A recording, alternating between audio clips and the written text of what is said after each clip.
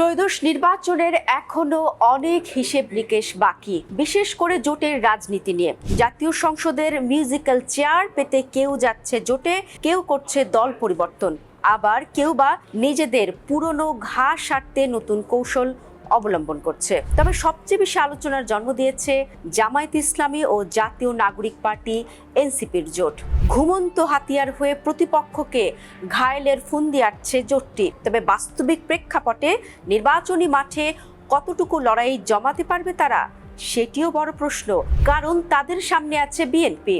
আবার আরেকটি বিষয় ভুলে গেলে চলবে না, তারেক রহমানের বিএনপিও এই জোটকে মোটেও হালকাভাবে নিচ্ছে না। এবারের নির্বাচনে তরুণদের দল এনসিপিকে নিয়ে নানা হিসেব কষা হচ্ছিল। তবে সেটি গণঅভ্যুত্থানের পরের 6 মাসের মধ্যে নির্বাচন হলে তখনই এক্স ফ্যাক্টর হতো দলটি। তবে সময় গড়ার সাথে সাথে তাদের ধার অনেকটাই কমেছে, দেখা দিয়েছে ভাঙনের সুর। এমন পরিস্থিতিতে নতুন চাল চালতে চেয়েছে দলটি। জামায়াত ইসলামীকে নিয়ে নির্বাচনী ট্রেন ধরে সংসদ ভবনে পৌঁছতে চাইছে তারা। এনসিপির শীর্ষ নেতারা এটিকে শুধুই নির্বাচনী সমঝোতা আখ্যায়িত করলেও এ নিয়ে শুরু হয়েছে নানা আলোচনা সমালোচনা। জোটটি নিয়ে এরই মধ্যে এনসিপির মধ্যে ভাঙন দেখা দিয়েছে। পদত্যাগ করেছেন শীর্ষ নারী নেতৃত্ব। আর দলটির হয়ে ঢাকা 17 আসন থেকে লড়াই করতে চাওয়া তাজনুবা জাবিন তো পদত্যাগই করেছেন। শুধু পদত্যাগই করেননি, তিনি তো রীতিমতো হাঁড়ি ভেঙেছেন। বলেছেন এই জোট কোনো রাজনৈতিক কৌশলের অংশ নয়, এটা পরিকল্পিত। এনসিপির সাবেক কেন্দ্রীয় যুগ্ম আহ্বায়ক তাজনুবার কথাতেই স্পষ্ট, শুধু নির্বাচন বলে নয়, এই জোটের পরিকল্পনা অনেক পুরনো। নানা জল্পনা কল্পনার অবসান ঘটিয়ে গত 28 ডিসেম্বর এনসিপি ও এলডিপির সাথে জোট করেছে জামায়াত। বেশ আগে থেকেই 8 দলের জোট নিয়ে প্রস্তুতি নিচ্ছিল জামায়াত। সেই জোটে যুক্ত হয়েছে এনসিপি, এলডিপি সহ 4 দল। এখন তাদের ঘরে আছে 12 রাজনৈতিক দল। রাজনৈতিক বিশ্লেষকদের মতে বিএনপি ও জাতীয়তাবাদ সমমনা জোটকে টেক্কা দিতেই জামায়াত এনসিপি হাত মিলিয়েছে, এতে কোনো সন্দেহ থাকার কথা নয়। কিন্তু প্রশ্ন হলো, বাংলাদেশপন্থী রাজনীতির বার্তা দেওয়া তরুণরা হঠাৎই কেন জামায়াতের সাথে বুক মেলালো? আবার কোন কোন বিষয়ে জামায়াত এনসিপির মধ্যে সমঝোতা হয়েছে, কিংবা নির্বাচনে জিতে সরকার গঠন করলে কি হবে, এসব বিষয়ে সুরাহা কতটা হয়েছে তা এখনো পরিষ্কার নয়। তার চেয়েও বড় প্রশ্ন হলো, নির্বাচনী সমঝোতার মাধ্যমে কে লাভবান হলো, এনসিপি নাকি জামায়াত? জামায়াতের সাথে নির্বাচনী জোটের আনুষ্ঠানিক ঘোষণার পর এনসিপির আহ্বায়ক নাহিদ ইসলাম বলেছেন, ইনকিলাব মঞ্চের মুখপাত্র শরীফ ওসমান হাদির হত্যাকাণ্ড ও পরিবর্তিত রাজনৈতিক প্রেক্ষাপটে জাতীয় নাগরিক পার্টি, জামায়াত ইসলামী সহ সমমনা 8 দলের সাথে নির্বাচনী সমঝোতায় সম্মত হয়েছে।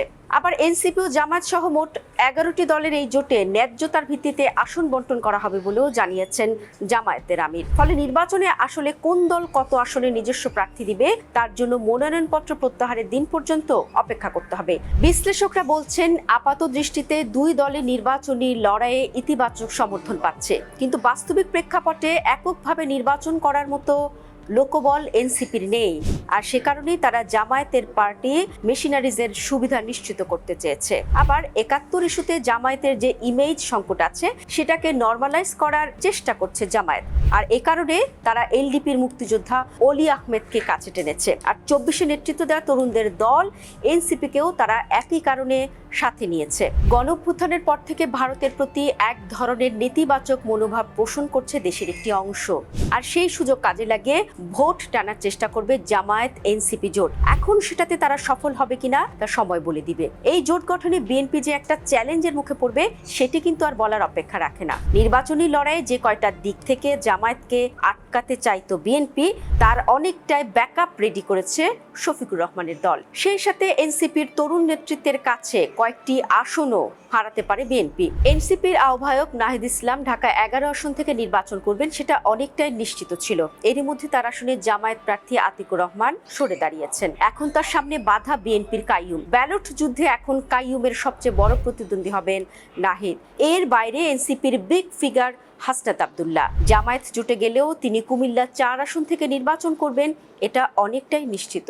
তাকে সমর্থন জানিয়ে নির্বাচনী লড়াই থেকে সরে দাঁড়িয়েছেন জামায়াতের সাইফুল ইসলাম শহীদ। এখন তার সাথে লড়াইটা হবে বিএনপির হেভিওয়েট প্রার্থী মঞ্জুরুল আহসানের। এছাড়া ঢাকা 18-তে লড়াই করতে চাইলেও পরে ঢাকা 8 আসনে প্রতিদ্বন্দ্বিতার ঘোষণা দিয়েছেন নাসরুদ্দিন পাটোয়ারি। এছাড়া আসনে আছেন জামায়াতের ঢাকা বিশ্ববিদ্যালয়ের ভিপি সাদিক কায়েম। এই আসন নিয়ে এখনো কোনো সমঝোতা হয়নি। জোটের প্রার্থী যেই হোক তাদের মির্জা আব্বাসকে মোকাবেলা করতে হবে। এনসিপির সার্জিস লড়বেন পঞ্চগড় 1-এ, হান্নান মাসুদ নোয়াখালী 6 এবং ডাক্তার মিঠু ঝালকাঠি 1 আসন থেকে লড়াই করবেন। তাদের আসন ভাগাভাগি নিয়ে এখনো চূড়ান্ত সিদ্ধান্ত আসেনি। সব মিলিয়ে যদি বলা হয় জামায়াতের সাথে জোটে গেলেও 3 থেকে 5টি আসনের বেশিতে চমক দেখাতে পারবে কিনা এনসিপি তা নিয়ে আছে সংশয়। আবার 1991 সালে বিএনপির সাথে জোট করে সর্বোচ্চ 18 আসনে জিতেছে জামায়াত, আর 5টি নির্বাচনে আরো 40টি আসনে জিতেছে দলটি। সেই হিসেবে বললেও এভারেজে তারা 10টি আসনে জয়লাভ করেছে। তবে মাঠের ভোটের সমীকরণ অনেকটাই বদলে গেছে বর্তমান প্রেক্ষাপটে। অধিকাংশ সমীকরণেই বিএনপির কাঁধে নিঃশ্বাস ফেলছে জামায়াত। সেই হিসেবে বললেও অলৌকিক কিছু না ঘটলে সরকার গঠন অনেকটাই কঠিন হবে জামায়াতের। আবার সবকিছু মিলিয়ে জামায়াত এনসিপিকে মোটেও সহজভাবে নিচ্ছে না বিএনপি। ভোটের ময়দানে যে কোনো কিছুই হতে পারে সেটি বেশ ভালোভাবেই বোঝে বিএনপি। পরিসংখ্যানের হিসেবে বলতে গেলে এনসিপি যদি 5টি আসনও পায় এবং তাদের জোট সঙ্গী জামায়াত আরো 30 থেকে 40টি আসন জিতে যায়, তবু সরকার গঠন কঠিনই হবে। এর বাইরে জোটের অন্য সঙ্গীরা নির্বাচনী লড়াইয়ে কতটুকু প্রভাব ফেলবে সেটি দেখার বিষয়।